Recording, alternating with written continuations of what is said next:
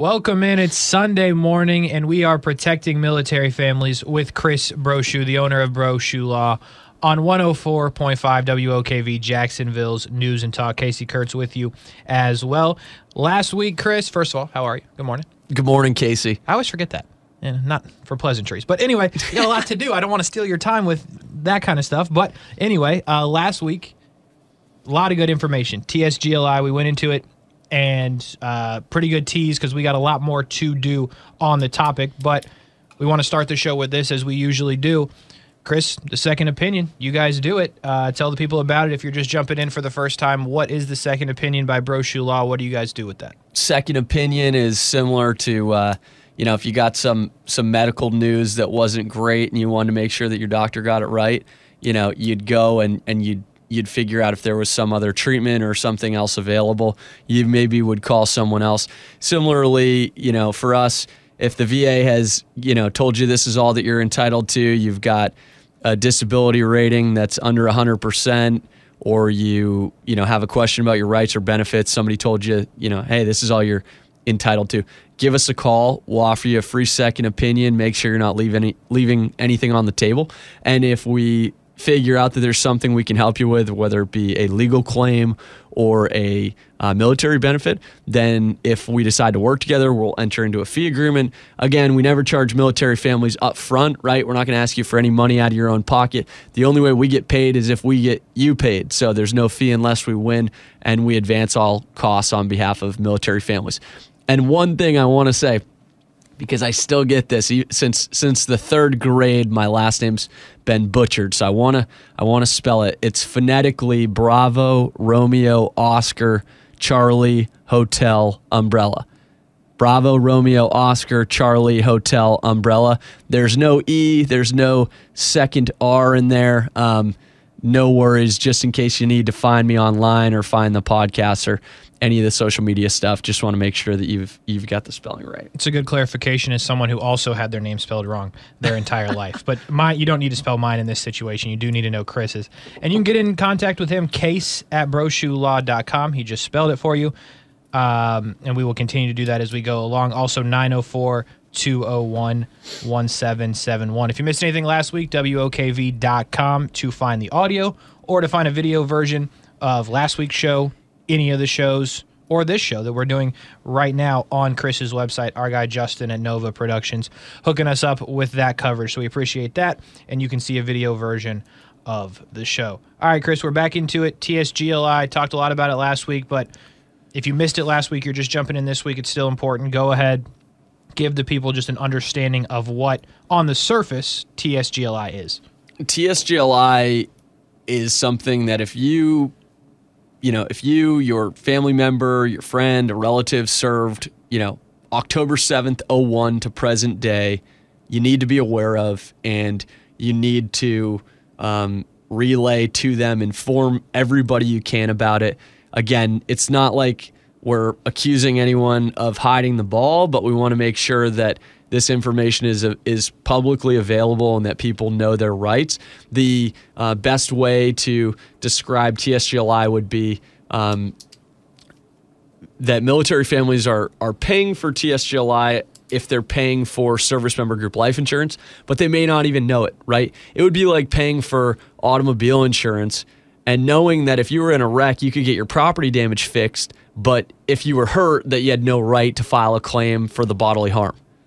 That is, it's distinguishable because TSGLI and SGLI don't deal with property damage, but it is similar because most people that serve in the military know about service member group life insurance, but they may not fully know the statute or the law as it relates to traumatic injury insurance under TSGLI. So a lot of good information right there. We'll go deeper into it as we go along. We'll talk about qualifying losses, traumatic events, things like that. But this goes along kind of with what you guys do with the second opinion. And so I want to bring this up to you. A claim, when someone submits a claim in this TSGLI situation, just in general, why should, I guess, they have you look at it or look into it or go into a partnership with you with their claim? maybe you can find more that can be done? I'm going to let everyone in on a little secret. So Please do. TSGLI is not a VA disability claim. It's not going to affect those benefits. So if you're already 100% service connected, you're not going to lose those benefits if you file a TSGLI claim. The second thing is, unlike a VA disability claim where you've got a federal government agency that creates the rules and adjudicates claims and has all of these regional offices where they do different rating decisions and reviews and higher level reviews and things like that, TSGLI is very different. So if you're in the Navy, we submit your TSGLI claim to the Navy. If you're in the Army, we submit it to the Army. Name a branch, it works similar to that, and those review personnel, the personnel that review these claims are the ones that determine who are eligible and who aren't. So again, not to not to surprise anyone, but you may submit something to one branch that may get denied, and you could submit that same claim to a different branch and maybe it would get approved, right? You never know. With TSGLI, a lot of times the most common thing that you see is there's not enough information to support an approval. There's not enough information to get a service member paid, right? They're missing documents. They filled out the form is called a SGLV Form 8600. They filled out the form improperly. Claims can get denied because you used an old form, right? They're constantly adjusting and improving the form. So if you used an old form, right? If you use, this is one that I've seen, if you submitted a DocuSign signature instead of a wet signature, that could get kicked back. Interesting. And again, the depending on where you file it, one size doesn't fit all. It may have a tougher road depending on what branch it goes into, and you never know. I mean, if someone at an insurance company told me, "Hey, Chris, I'm super sorry, but this is denied," I wouldn't go home and say, I'm going to hang it up. That was a good try. I'm going to probably go and say, how do these insurance companies make money? They make money by denying claims. The more they take in, the less they pay out, the more they make, right? Mm-hmm. When I see these claims and it's like denial, denial, denial, it's common because that's what a lot of times we see. Information missing, maybe they got it wrong. TSGLI is no different from any of these claims. Every case is different, but you've got to review the facts. You've got to review the medical evidence, and the medical evidence is super important because that's how the TSGLI, SGLV Form 8600, the Part B requires a licensed member of the medical profession to review and sign off on that, whether they were the treating professional or they were, someone that, like in one of my cases, the treating professional passed away, so they had to, find someone else. So it could be somebody that's just reviewing the medical records. But if you have the medical evidence to support your traumatic injury, that's what your qualifying medical professional is reviewing, and that's what they're going to fill out in the Part B. Absolutely. 104.5 WOKV, Jacksonville's News and Talk, protecting military families on a Sunday morning with Chris Brochu. Casey Kurtz along with you as well.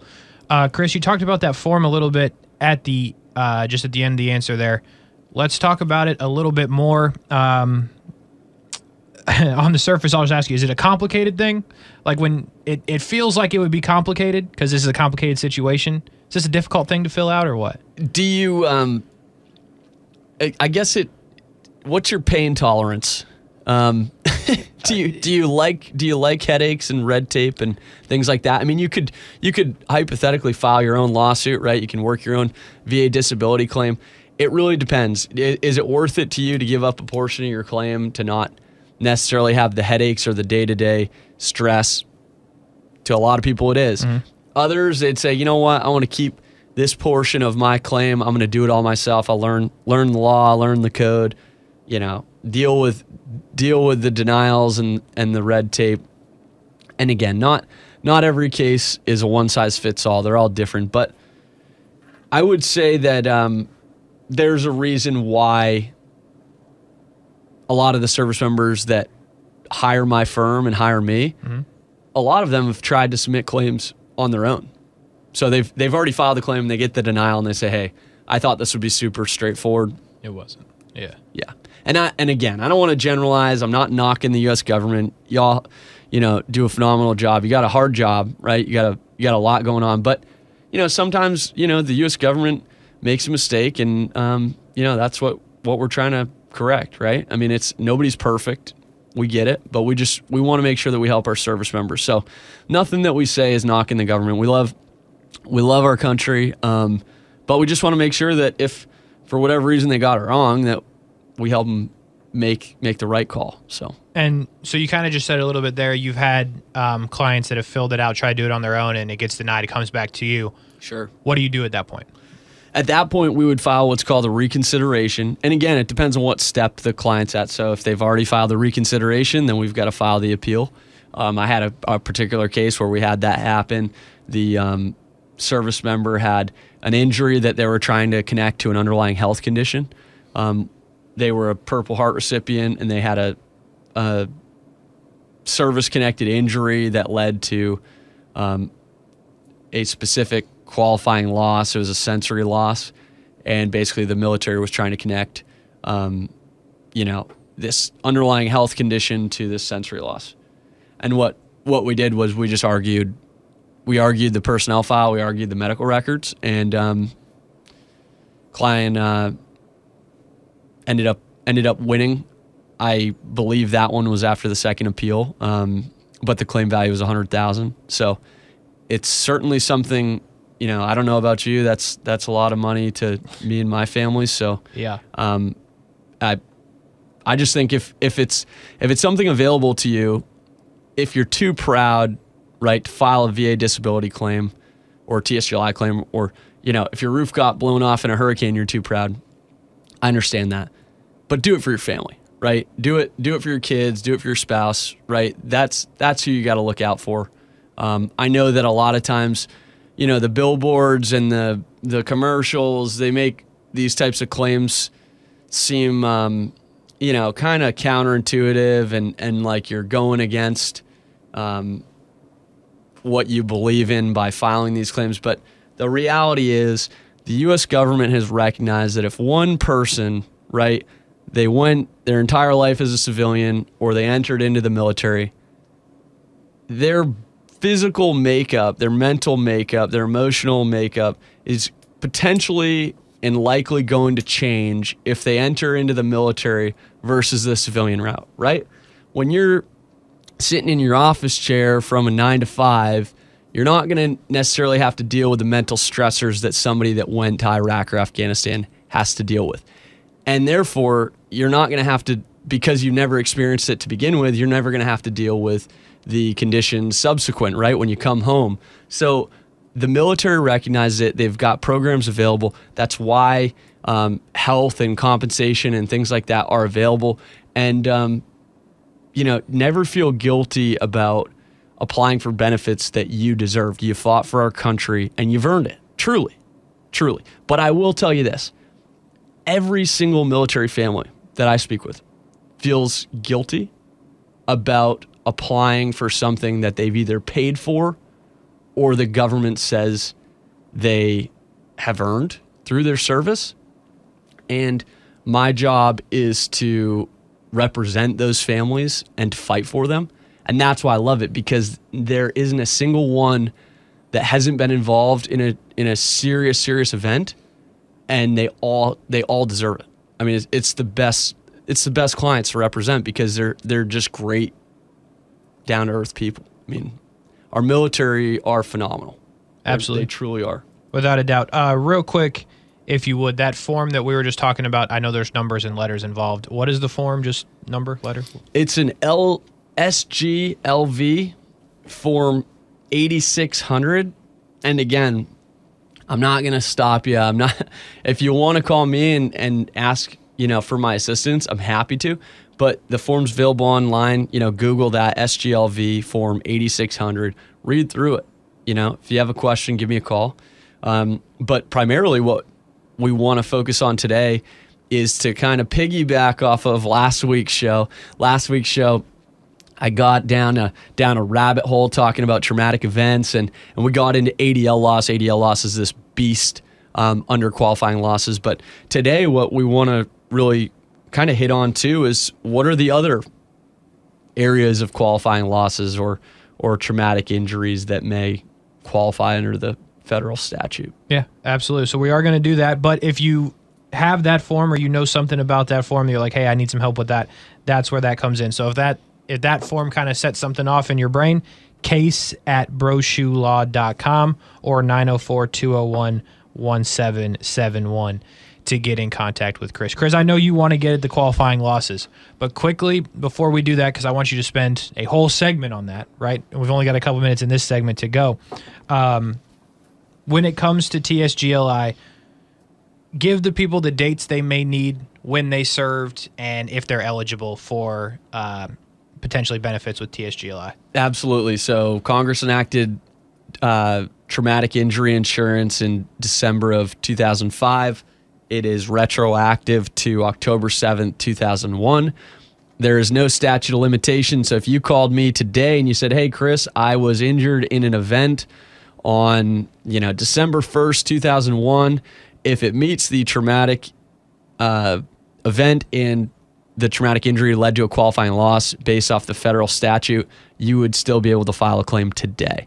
So October 7th, 01, if you're injured in a traumatic event on duty or off duty, and within 2 years of that traumatic event, you suffered a traumatic injury, which led to a qualifying loss, which we're going to get into in the next segment, you may be entitled to up to $100,000 per claim. So the threshold is $25,000, $50,000, $75,000, and $100,000, depends on the qualifying loss. And you said it there, traumatic event and qualifying loss. Traumatic event, spent a lot of time on it last episode. Go back and listen if you need to, WOKV.com or on Chris's website to find a video version of the show. But quickly, for those that aren't going to go do that right now because they want to hear what you have to say about qualifying losses, traumatic events, just a quick overview, if you will.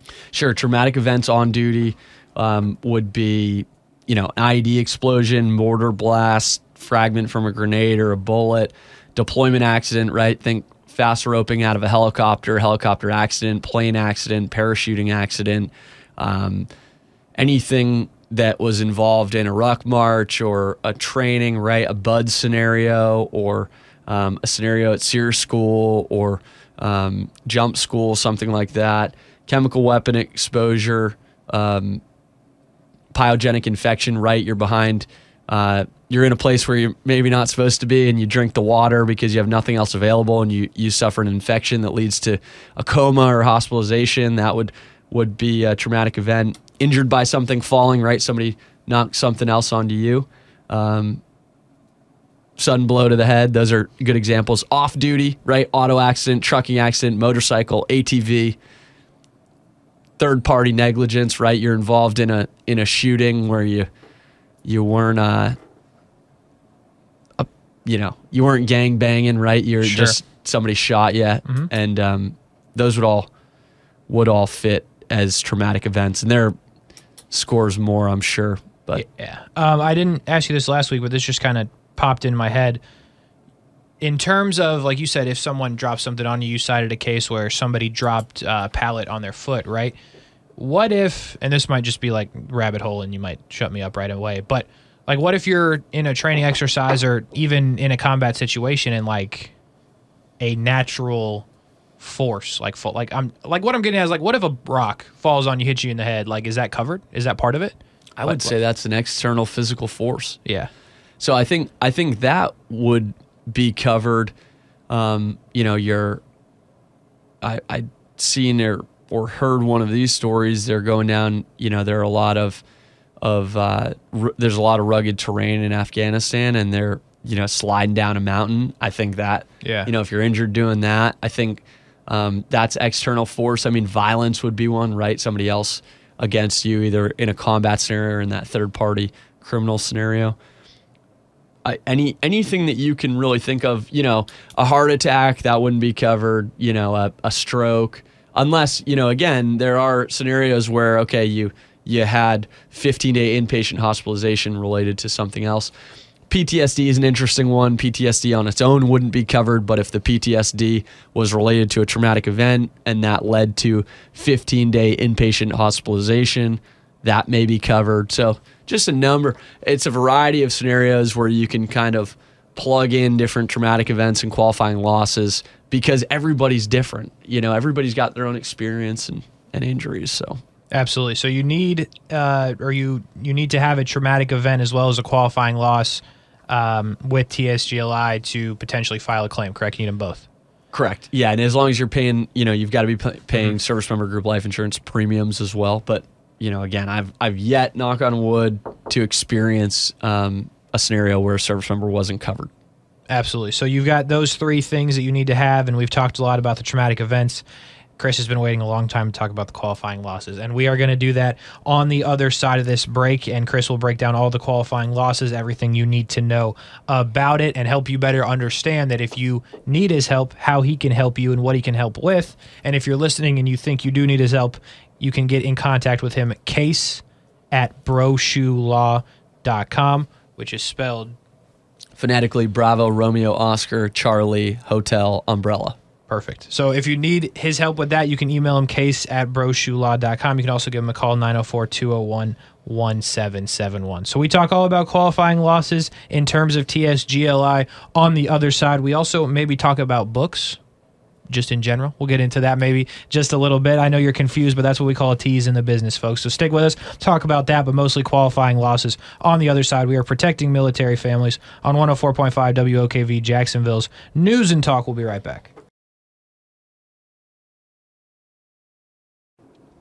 We are back on 104.5 WOKV Jacksonville's News and Talk on a Sunday morning, protecting military families with Chris Brochu, the owner of Brochu Law. If you missed any of the first half hour, go back and listen, WOKV.com or on Chris's website, brochulaw.com. There's a video version of the show thanks to Justin at Nova Productions. If you want to see me and Chris sitting here having a conversation, talking about TSGLI, go find that on his website, along with all the other episodes we have done. Case@Brochu Law is how you get in contact with him, or 904-201-1771. Chris, I'm not going to keep you waiting anymore. You've wanted to talk about this and break this down for a long time. You think it's important. I think it's important as well. So I'm going to stop talking and give you the opportunity to talk all about qualifying losses when it comes to TSGLI. I wish that we had hours to talk about this. There is no way to cover TSGLI in even 2 episodes, because we've got so many different combinations of traumatic events and qualifying losses that service members may be qualified under.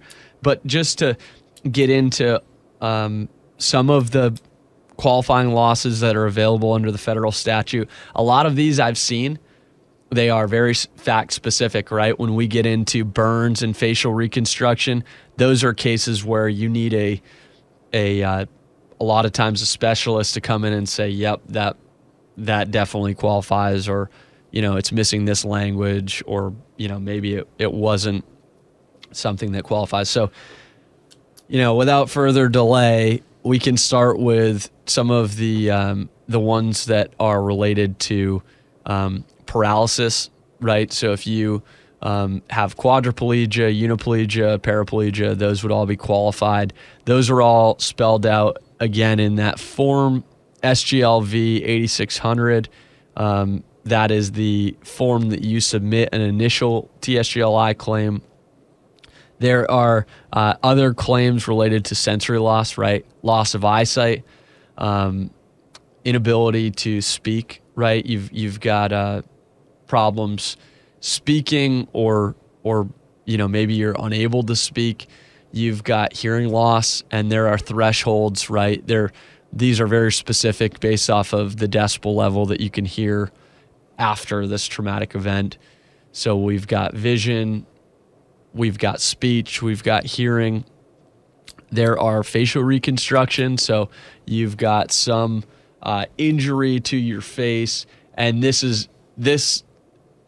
language is very, very specific. So the type of injury for a facial reconstruction is not a one-size-fits-all.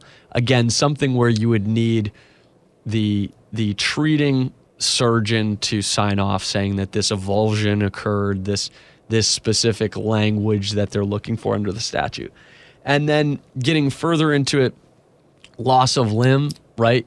If you lost a hand, you lost an arm, you lost a leg, you lost a foot, those are all different values. So every qualifying loss that we're talking about today under the federal statute has a value. And it's mind-boggling how we arrived at some of these, right? You know, losing a foot for $25,000, that seems pretty low. Yeah. If you ask me, I don't know what you would value your foot at, More but than I that, think yeah. 25,000 might be a little bit of a low ball.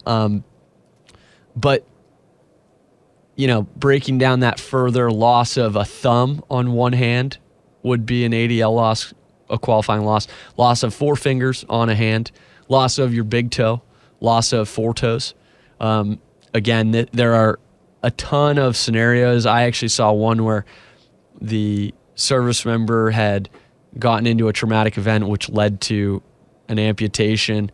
They had a couple of toes amputated, then about a year later they had another toe amputated. They were outside of that 2-year window.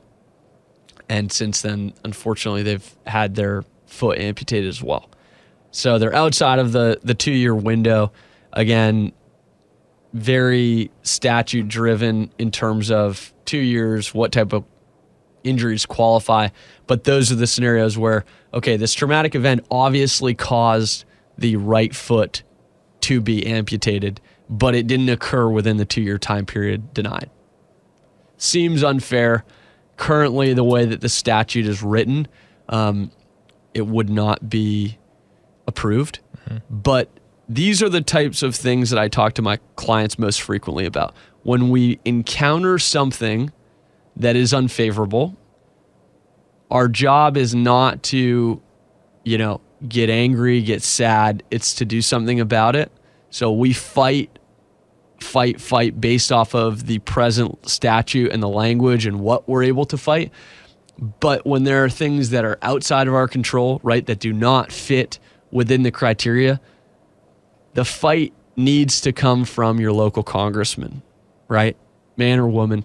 But that congressman in your district that has your voice, right, the voice of the constituents in their district, that can report back to Washington and say, this is why this federal statute is failing our military families. That is how the law changes.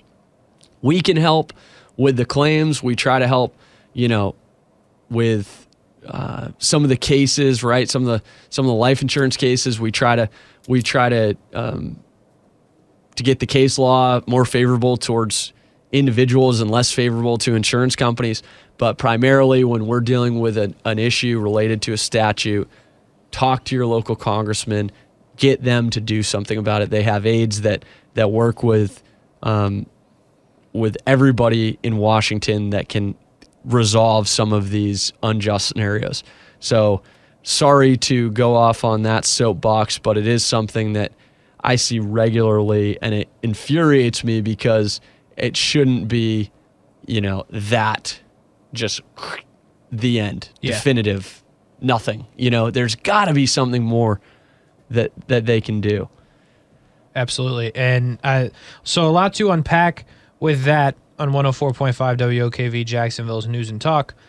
So start here, I guess. We talked a little bit about TSGLI in terms of statute limitations, and we talked about that there isn't any going back to that date in 2001. But just kind of clear it for the people with the statute limitations that you hear that, and then you mentioned there a 2-year window. Just kind of clear up what you mean in terms of the statute of limitations along with that 2-year window you just talked about. Sure. So there is a statute of limitation when it comes to when you have a claim filed. You've got, to keep the claim ongoing, you've got to continue to appeal it every year, similar to VA disability. You can reopen, with new evidence, you can reopen that claim. So it's not it's not a statute of limitation similar to a state or federal where, hey, if you had new evidence in a state automobile accident case, too bad. If you're in Florida and you waited beyond 4 years, too bad. The end. You can't, it's time barred. You can't file it. With the TSGLI and VA disability, if you can reopen a case with TSGLI, you can add new evidence, supporting evidence if it's material. But where we're sometimes we go off on these talks and I forget where we're at. But I was saying in terms of where the 2-year window comes into sure, the overall statute of limitations. So there's no statute of limitations when it comes to taking these back to October 7th, 01. So if you had a scenario where it was 02, 03, 04, you could still file a claim. The 2-year statute or 2-year, when we talk about 2 years, it comes in from, okay, you have a traumatic event and it occurs today. Within 2 years of today, you must have a traumatic injury which leads to a qualifying loss under this federal statute. So if you name a scenario, you have an injury, and after you're injured, you're given physical therapy and Motrin and some of these more conservative treatment methods, right? You get an injection, and you don't have surgery until year 3. That would be beyond the 2 years, because if you had a major surgery and then you suffered a qualifying loss for inability to perform activities of daily living, the surgery occurred beyond 2 years from the traumatic event. I gotcha. So just... if that makes more sense. It does. And just to totally clarify it, so if somebody comes to you and says, hey, I had this situation happen to me in 2007, and they have the proof that this happened in 2007 within the time period that you just mentioned, I had the injury and everything, that's all good, even if they file the claim in 2022. Correct. As long as the traumatic injury occurred within 2 years of that 2007, they would be able to file it in 2020. Obviously, you have to prove it. Right. You'd have to prove the 3 elements we talked about: paying premiums, traumatic event, and traumatic injury that resulted in a qualifying loss. Is that something that, if it happens to you a lot, like, do people have a hard time proving that? Like, in terms of, I guess the question is, have you found that it's been a hard thing to prove for people that are going back many years that they fit in this window? The part of my job that probably frustrates myself and my clients the most is that if you've ever reviewed your medical records before, right? If you ever had a surgery or you ever had a traumatic injury, how many times have you seen a doctor put on there, yep, Casey couldn't bathe from this date to this date. He required assistance, right? Right. Physical and verbal assistance from this date to this date. He required assistance bathing his back and his head and his right foot. Yeah. You're not gonna find that. Exactly. And that's the catch, right? Is that we got to use the medical records that we're working off of.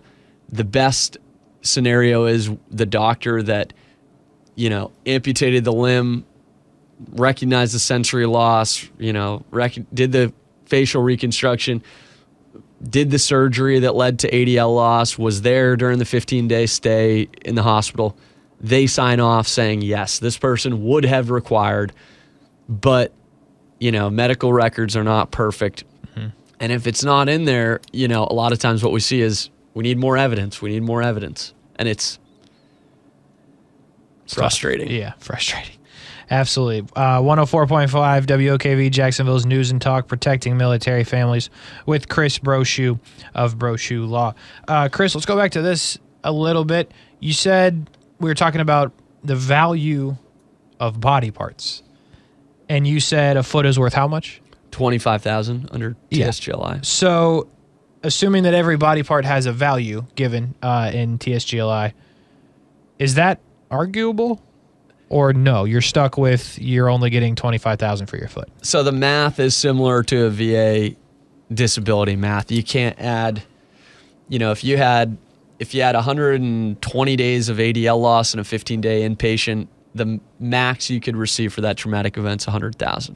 So what they do is they just calculate, okay, if you lost your foot but you had a facial reconstruction, the facial reconstruction might get you, depending on what type of claim you have, it might get you $75,000, right? A coma might get you more than 60 days of ADL loss. So you go with the greater value of the claim.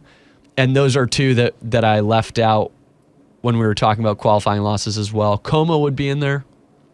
And then 15-day inpatient hospitalization. So if you had a TBI that led to that, traumatic brain injury, or if you had PTSD that led to, again, from a traumatic event that led to 15-day inpatient, those would qualify as well. If you have the records to support. Absolutely. Let's go back to this too, because you were talking a little bit about facial reconstruction, and that's a tricky thing. So we've talked about with TSGLI, on duty, off duty, like you're covered. But this is the only thing that I can think of to try to put it in real terms, I guess, for me, and then you can clarify. But I had a lady that used to cut my hair, and she got kicked in the face by a horse, and she had to get total face reconstruction. She wasn't a service member, but if she were to be, obviously she would have been off duty. Would that have been covered? Is that how that works? Certainly a traumatic event under my interpretation, right? I mean, I don't know if the military would agree. It sounds like a traumatic event to me. It would really depend. So the parts of the face that they look at, and I've got a Form 8600 here pulled up just so we can kind of, make sure that we're talking about the specifics. But your upper lip, 50% of your upper lip would be, part of the claim. Your forehead, your temple, your orbital, those would be portions of it. And they've got different percentage, right? They've got 30% of left paraorbital. They've got 50% of left temple. So it depends on what type of facial reconstruction they have. Great question, though. And the other part that I've seen is they look at the avulsions of the face or jaw that cause discontinuity defects, right? That is way, way, way down the rabbit hole in terms of what is avulsion, what's discontinuity, right? Those are all outlined under the statute.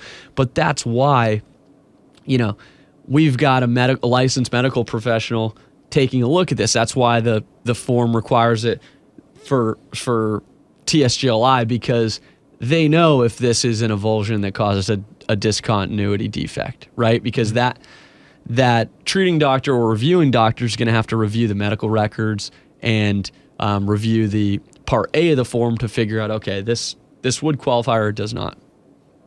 Interesting. It's a fascinating thing. When you're talking about the 30 and the 50% on there, that's how much needs to be reconstructed? Right. 50% of your forehead. Yeah. Right.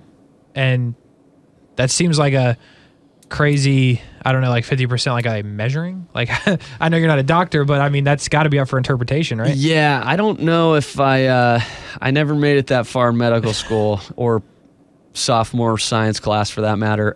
So I don't know how you would evaluate that. Burns are similar. So the under TSGLI burn would be very similar in terms of what percentage of your body suffered this specific degree, right, of a burn.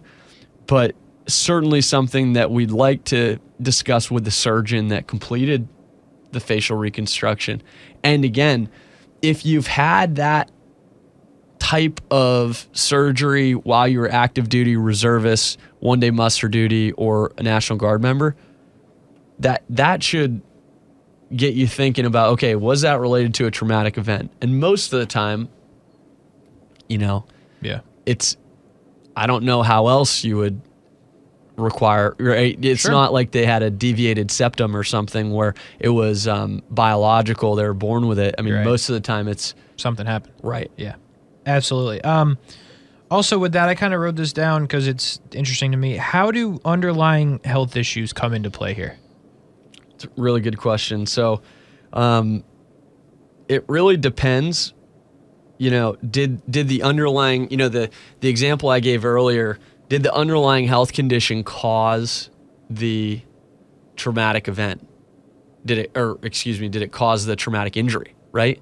Because if you have a traumatic event, and I've seen this in a case where we were successful, the military was pushing the blame onto service members. It wasn't a heart attack, it was diabetes, right? They said that it was related to this health condition, but it wasn't. And we had medical records to prove that it was service connected. So that's kind of how we connect the dots, right? We want to look at that causal link and see, okay, this traumatic event led to this medical diagnosis. This medical diagnosis usually results in this type of sensory loss. Obviously, if the service member was cleared for a combat zone with this underlying health condition, it probably wasn't related to that, right? So that's what we argue. There are, some exclusions. I mean, I'm trying to get some of those pulled up here too. Give me one second. Some of those would be, self-inflicted harm.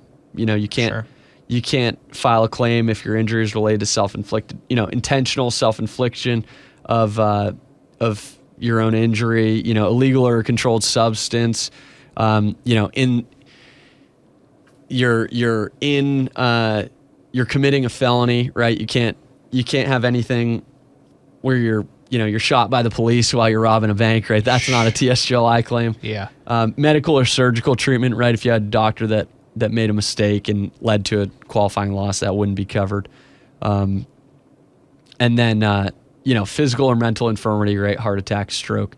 But again, just because you had that, if it was related to something else, and that was just one of the things that you, as a result of your traumatic event, you had, but you had other qualifying losses, you may still want to explore it. It really just depends. Yeah, I don't know if you ever had to deal with a case like this, but when you made clear that it was in terms of like a self-harm situation, it had to be intentional. You ever deal with an unintentional, like I didn't do this on purpose, and that's got to be a hard thing to prove. Yeah, I haven't seen one where, like, are you talking about more of like a friendly fire type scenario, or maybe like an accidental discharge, like you accidentally shot yourself or something? Yeah, like I'm saying, like you accidentally shot yourself in the foot. Like you're not really trying to cause yourself harm, but it was an accident, it happened, but like that's got to be a hard thing to prove. Yeah, I haven't seen one. I've seen a lot of different scenarios. I haven't seen one like that. I have seen one case where it was a self-inflicted injury. That was what the service member had told me. And again, it's unfortunate because it wasn't, it's all related to, thankfully he's still here with us, but it was all related to, his experiences during service. And to disqualify him, I mean, he had, literally dozens of surgeries to save his life. Wow.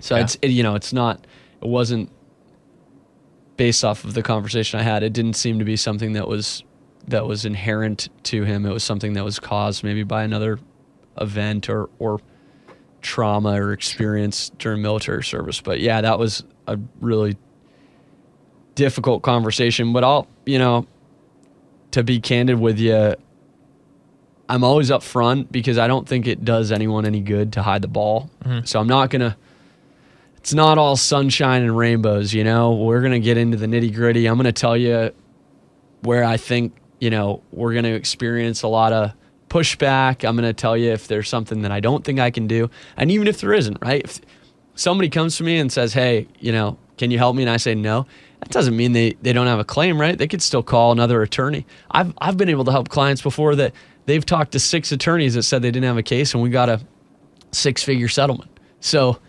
if you just never stop, you gotta keep trying, you gotta keep pushing, don't give up. So absolutely, we're running out of time, Chris, but I definitely teased this going to break in the first segment. You writing a book on all this stuff, or what's going on with that, man? Yeah, I had an attorney that is here locally, and he's a great personal injury attorney. He's written several books on different topics. And during a conversation I had with him, he said, you know what, you you know so much about this topic because you've seen so many different scenarios that you should write a book about it and give it away, right? And I started thinking about it, and it is time consuming, but he's exactly right. So I've been working on it for several months. Hopefully sometime this summer, before the 4th of July, we can get it out. It's nothing fancy, right? We're not coming out with the Tale of Two Cities paper-bound copy. Sure. But it'll be a resource where hopefully, our military families can go on my website. They can get a free version of it.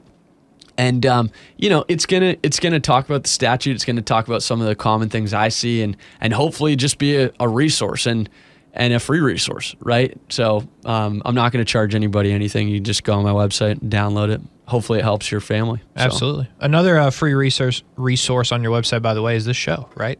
You can find this show on the website. And this one might be website exclusive for this show, but I definitely want to get your take on this one. In terms of TSGLI cases, we've talked about before that you were obviously in Florida, and a lot of your cases are in Florida, but with TSGLI, that's a little different, right? Yeah, my life insurance cases, in federal court at least, there are rules that would allow me to find local counsel, and then as long as I get the court special permission to practice there, even though I'm licensed in Florida, I've practiced before in federal districts in California, Texas, Pennsylvania, New York. We've got some in every federal court here in Florida, Northern, Southern, and Middle District. But TSGLI and VA disability, I take clients all over the country. They're administrative in nature. If we did have to file and we fought a TSGLI case, and exhausted all appeals and we had to file it in federal court, we would just try to find local counsel. And if the court granted us special permission, then we would be able to file an appeal. So if you're listening to this and you're not in Florida, but you might need Chris's help in a TSGLI situation, they can contact you. Yeah, I've got clients all over. I mean, last I checked, probably 30 states. Wow. I get calls all the time. I'll get a call from someone in Florida. Hey, my brother in California is going to be calling you. So, I'm happy to speak with clients, and at least then they know, Absolutely. So. Absolutely. And if you want to call, 904-201-1771, or what might be best is to email him case, CASE, at brochulaw.com. If you think you need his help, that's probably the best way to get in contact with Chris. And by the way, spelled phonetically, that is Bravo, Romeo, Oscar, Charlie, Hotel, Umbrella. So case at brochulaw.com to get in contact with him if you think you might need his help with TSGLI cases or anything that he might be able to help you with. That'll do it this week, Protecting Military Families with Chris Brochu. We appreciate you listening. We're back next week with more to do, but until then, have a good week. We'll talk to you next time.